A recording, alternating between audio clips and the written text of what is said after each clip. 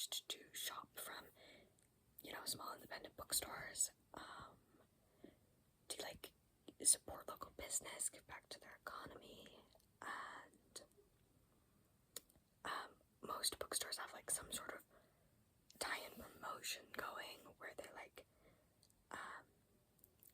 are doing like discounts, or like some of them for me were giving away ARCs and stuff like that. So I decided to go out. I went to the 3 independent bookstores nearest me, and I got a few books that I have been waiting to book up. So I have 5 books here to go over. The first one is, I have been so excited to get this in print. This is The Poet Empress by Shantao, and oh my gosh, I love the texture on this cover. Do you hear that? Gorgeous.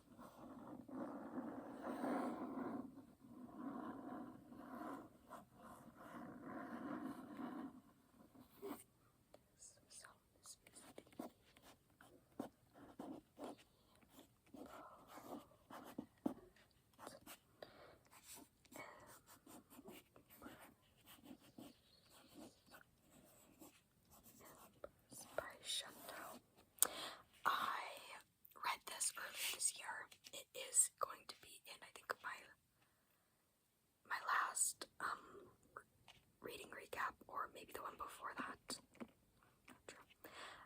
I rented it from my library originally because I wasn't sure, I guess. But this was like very nearly 5 stars for me. I adored it. I cried multiple times throughout reading it. If you want to hear more, you can look at my past reading vlog, like reading recaps. Yes, so I decided to pick it up. And it is just, it's gorgeous. This edition is, look at that. Oh my gosh. And then there's the gold foil edges. There's the other end page. Yeah. So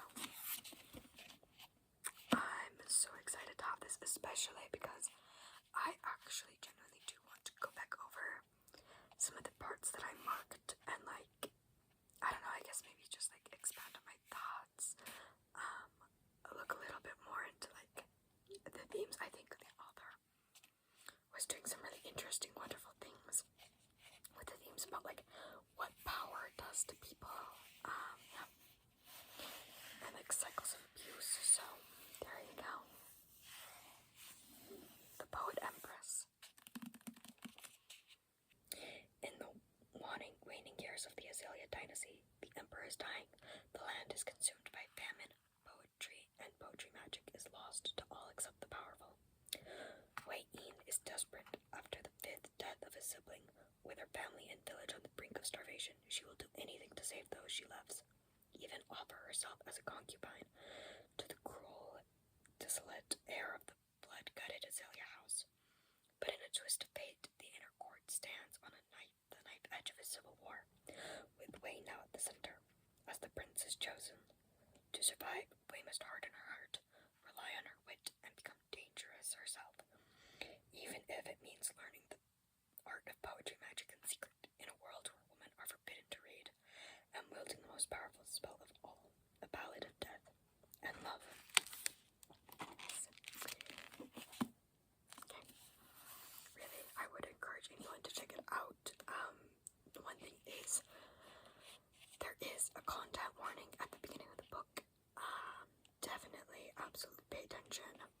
It fully delivers on all of those. It does get dark and a bit explicit in its violence, so would just caution anyone for whom those are maybe like not good for their mental health, But anyways, okay.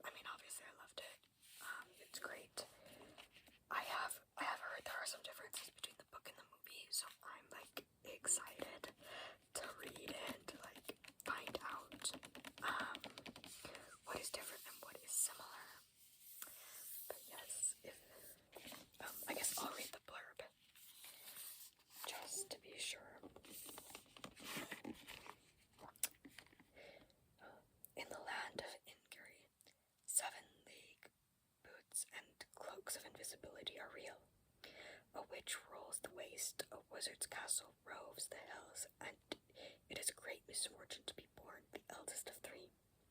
So it is no surprise when Sophie, the eldest of three sisters, attracts the ire of the Witch of the Waste and finds herself cursed to be an old woman.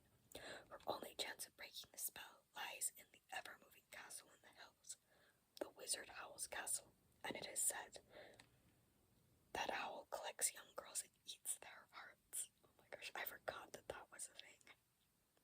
Sophie must sneak her way into the castle where nothing is as it seems, especially not Howl. Sophie will strike a bargain with a fire demon. She'll catch a falling star. She'll unwittingly find her own great power. She may even end up holding Howl's heart in the palm of her hand. Full of the legendary Diana Wynne Jones, effervescent charm and wit, Howl's Moving Castle is a magical romance and a timeless fantasy. Okay, so nothing there sounds too different from the movie, but I'm just excited to finally read the book because I have been wanting to read the original for many years, so I'm glad I'll finally get to. Okay. Is Howl's Moving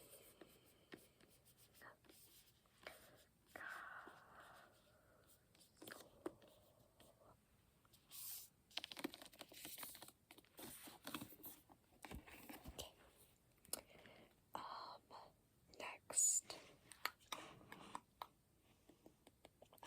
Okay, let's do this one.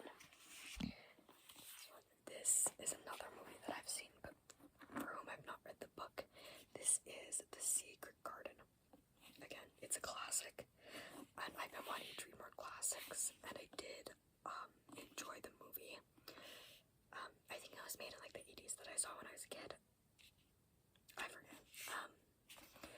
But yes, so this one has been like in the back of my mind for a long time now, and this edition is just so pretty I couldn't help myself. Look at that. And that says, "Where you tend a rose, my lad, a thistle cannot grow."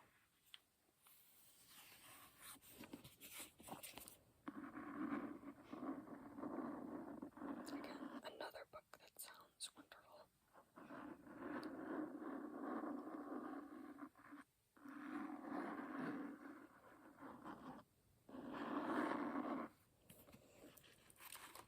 Okay, so there's actually, I don't believe that there is a blurb.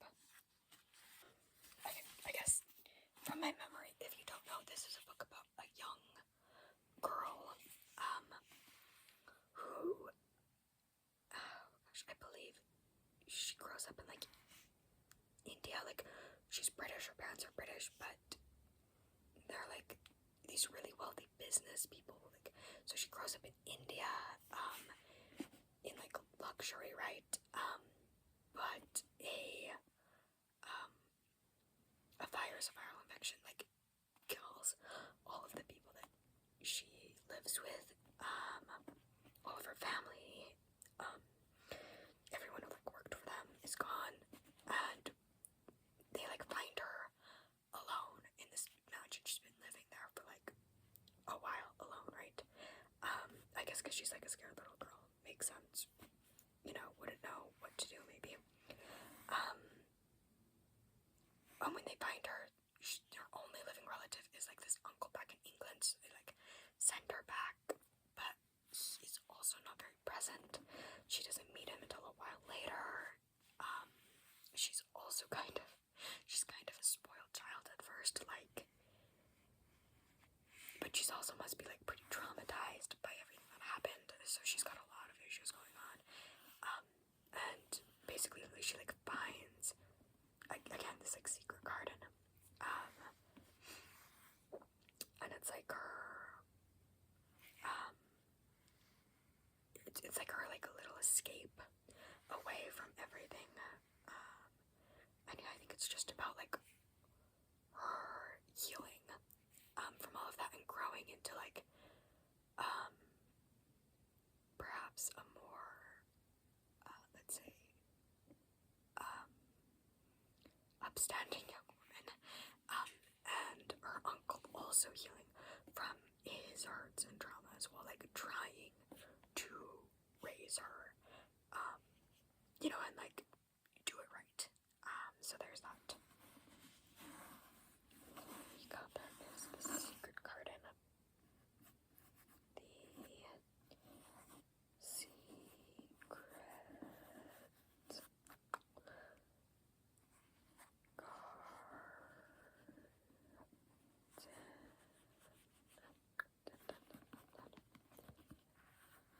There you go.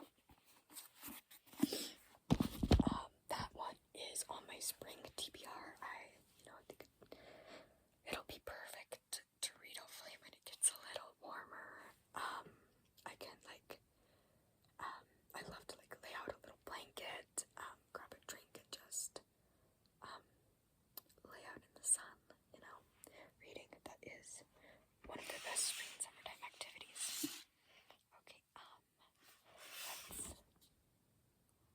Okay, I guess let's do this one first. So, this one, I guess I will be waiting a little bit to read because this is a nature poem for every summer evening. This is a collection by Jane MacDonald Hunter. So these are all classic poems about nature. You have like the classic romantics. I think you have some modernists, some older ones. I know I saw there's like, let me look.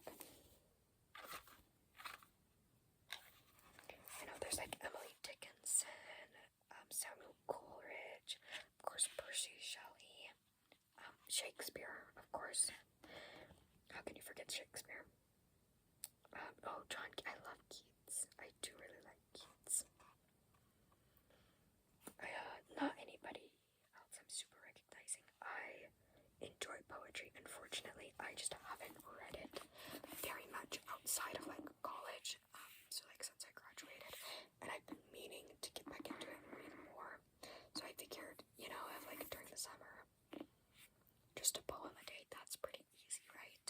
So that'll hopefully help me get back into it. Okay, I'll read the back blurb. Celebrate long, lazy summer evenings with this absorbing collection of nature poems, with one exquisite entry for every day from June to August. Whether you're relaxing under a shady tree in the park, catching the last rays on the beach, or enjoying the sunset on a hotel balcony, it is the perfect literary companion. From George MacDonald's evocative descriptions of seashore twilight to Rachel Field's whimsical musings on butterflies, from Eugene Lee Hamilton's rich, hot scent of the old fir forest heated by the sun, to Thomas Gray's classic elegy written in a country churchyard, the poems explore every aspect of the magical season when the world sometimes seems to stand still.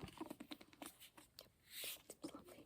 Oh, and if you look on the inside, I do appreciate each poem is separated, so you have the date in this like big board page, and then you have the poem on the side, and then it like continues like that until it is finished. So hopefully that'll do me some good. Poetry reading is different for me than fictional reading. I feel like a lot of poems are like, sometimes they're like little puzzles, where authors will describe something, but not in its entirety. They'll like describe a piece of it, a piece of like what it looks like, feels like, etc. And like the audience are kind of left to like put the implications together and be like, oh, like this is what they're talking about. And like or sometimes it's like, okay, well, like here is like this imagery, but like there's like a deeper metaphor there. So like, anyways, I think it exercises my brain in a different way. So I really want to read more this year. There you go. A nature poem for every summer evening. Hopefully that'll do me some good. Okay. This is the last book that I purchased. This is Lessons in Chemistry by Bonnie Gramus. Okay, so we've got lessons in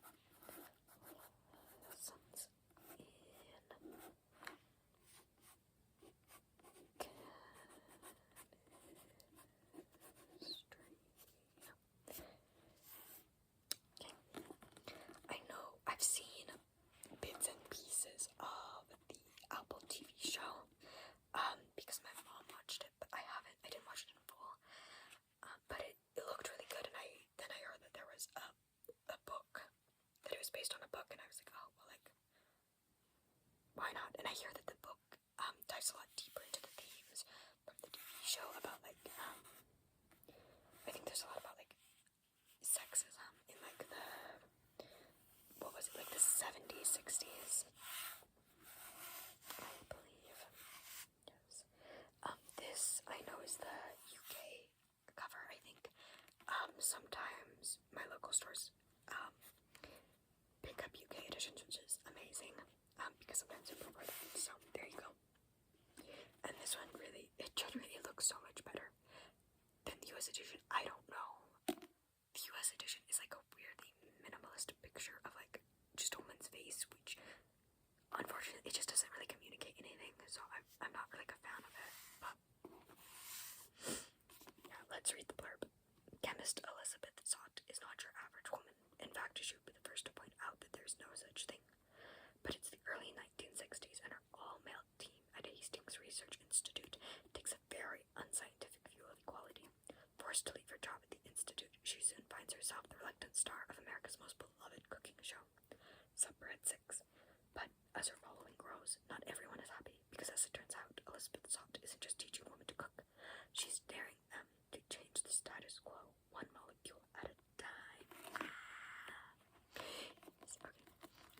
So I guess this kind of spoils, but like I've seen bits about her like bringing chemistry and science into her like cooking classes on TV, because baking and cooking is chemistry and it is science.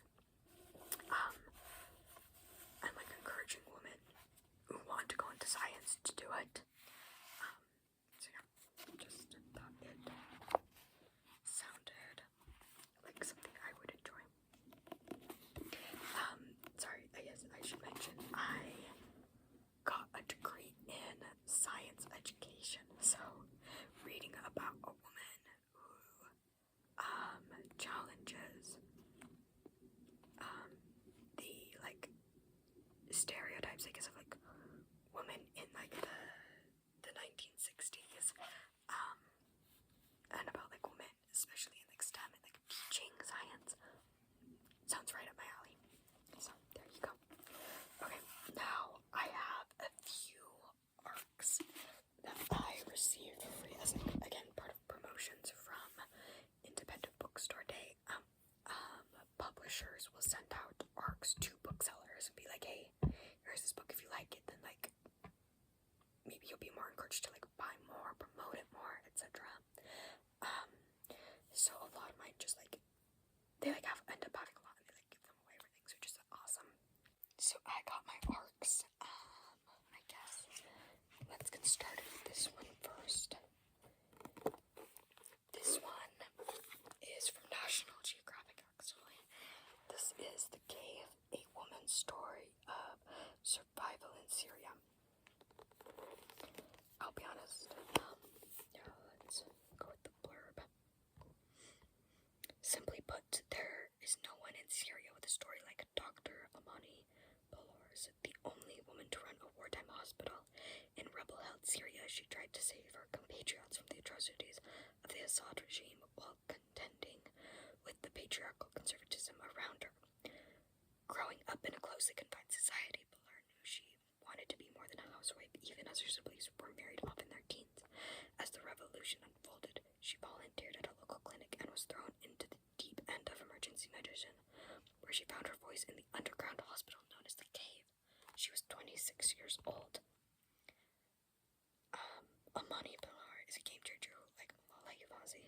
will be remembered as one of history's great heroines.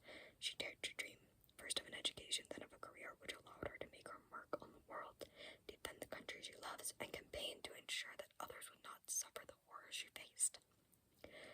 The subject of an Oscar-nominated documentary, also titled The Cave. I have not seen that.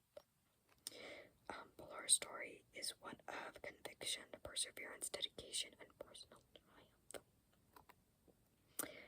Amani Pilar, MD, is an internationally acclaimed humanitarian who advocates for women and children. She graduated from the University of Damascus in 2012 and went on to run an underground medical facility known as The Cave, which was under attack from the Assad regime in 2018. Pilar was displaced to northern Syria before settling into the United States in 2021. A recipient of the Raoul Wallenberg Prize, she lives in New Jersey with her husband and children. So, yeah, I don't know, I don't read a ton of nonfiction, and I don't read a ton that is about, like, what would you call, like, biographies of real people, but, again, sounds like such an interesting woman, and, like, such an impactful one, too. I thought it would be good to pick up. Yeah, plus it's only 239 pages. I believe this came out a couple years ago. Usually these have, like, the date that it is set for publication on here, but I'm not seeing it, so that's unfortunate. Yeah, anyways. It looks like a good, interesting read, you know, something to mix things up for me. But I guess I'll do this next one. This is also a little bit out of my comfort zone. And I'll just say, like, I appreciate the ARC giveaways for, giving me a chance to pick something outside of my comfort zone without being too worried, right? Because if I don't love it, maybe I can find somebody else and, like, just give them the ARC, you know, instead. So, there you go. This is Miss Resignation by Madison Newbound.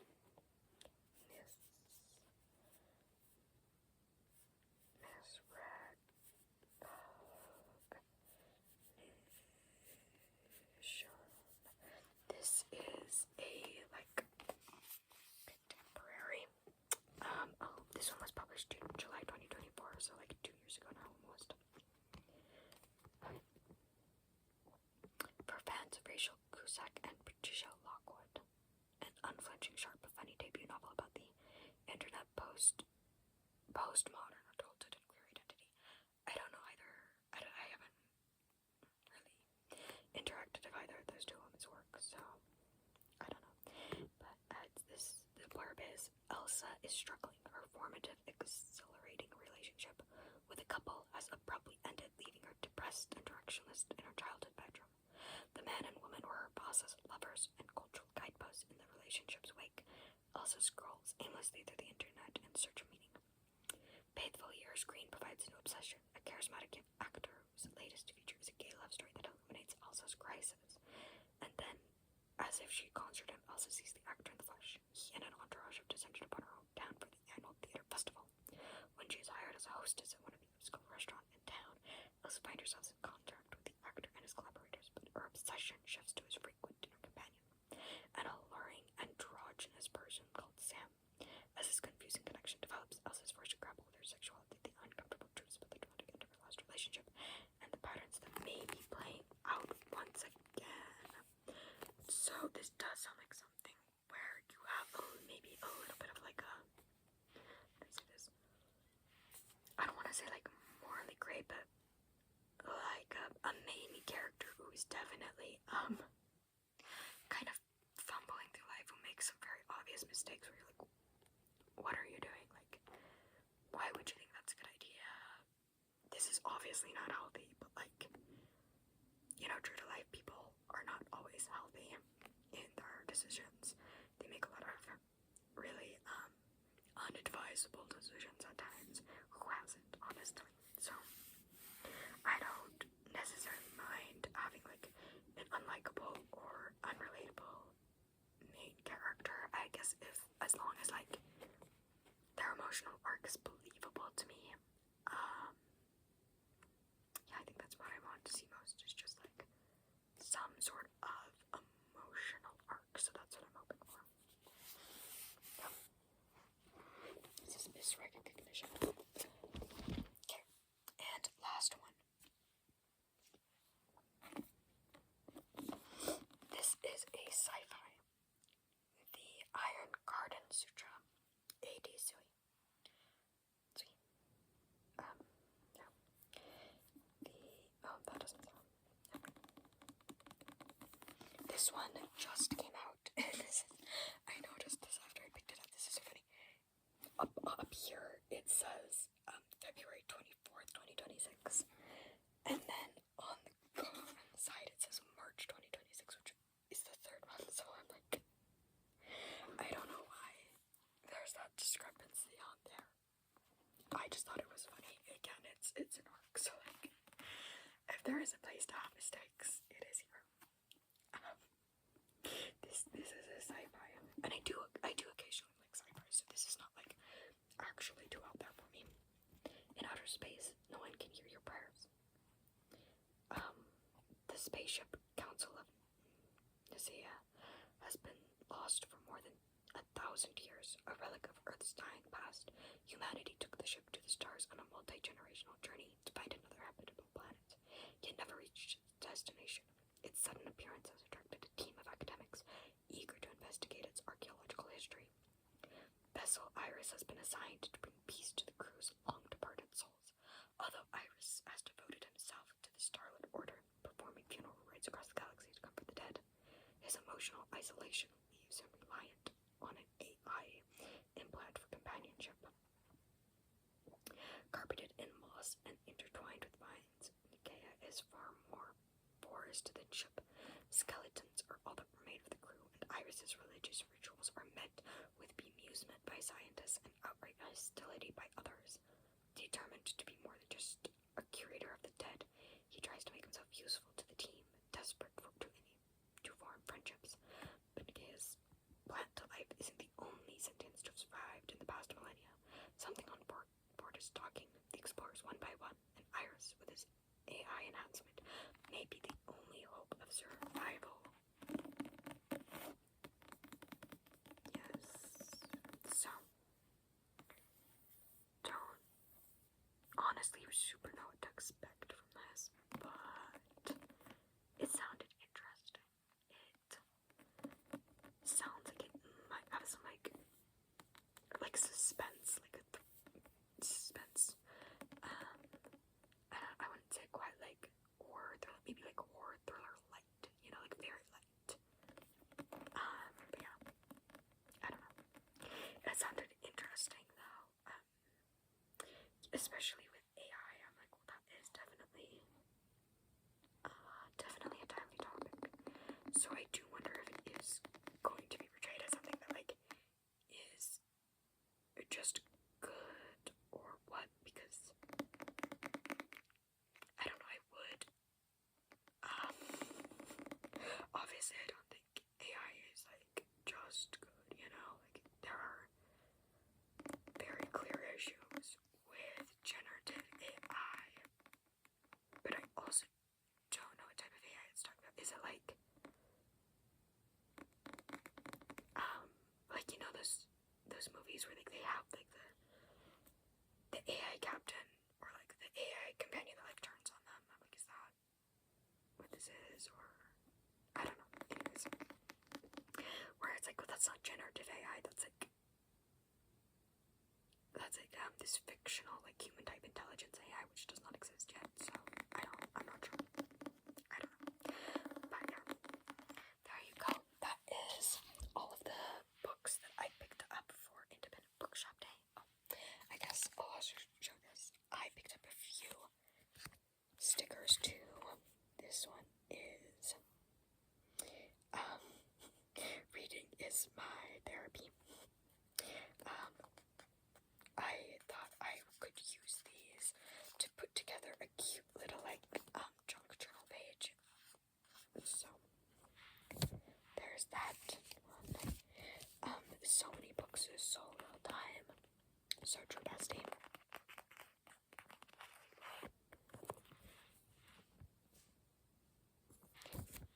And then certified trinket collector, which I very much love a good trinket. Oh, sorry, the lighting isn't. I know sometimes I like to do like mood lighting, but sorry, that's a little hard to see then.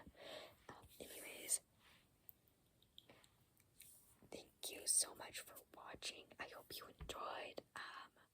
Please let me know if like you guys went out for Independent Bookshop Day. Did you pick anything up? Is there anything you're really enjoying and want to recommend right now? I would love to hear it. Thank you, my little gooselings. I am planning. I'm not sure if I'm going to do a like reading recap for April, only because I only read 2 books and one of them was a novella. It was a hard month for me. I DNF'd 2 books that I started, but I talked about those in my last reading recap from like February and March, so I don't know. I mean, I might either like just do a reading recap for April and May, or I might do it with and like include my spring TBR. I don't often give myself seasonal or monthly TBRs, but I decided to because there are quite a few books relating good spring vibes that I want to read. Especially since I feel like the student DNFs low-key put me like a little bit of a downer mood when it comes to reading. So, if you have a preference in either of those, let me know. Otherwise, I'll just